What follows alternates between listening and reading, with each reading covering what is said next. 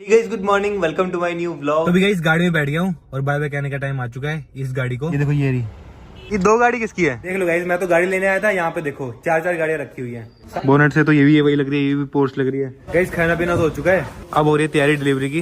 Guys ये बोल रहे हैं कि इसके अंदर जाना है, तो भी गाइस मैं आ गया हूँ दिल के अंदर। सौरभ भाई इसके अंदर चले गए।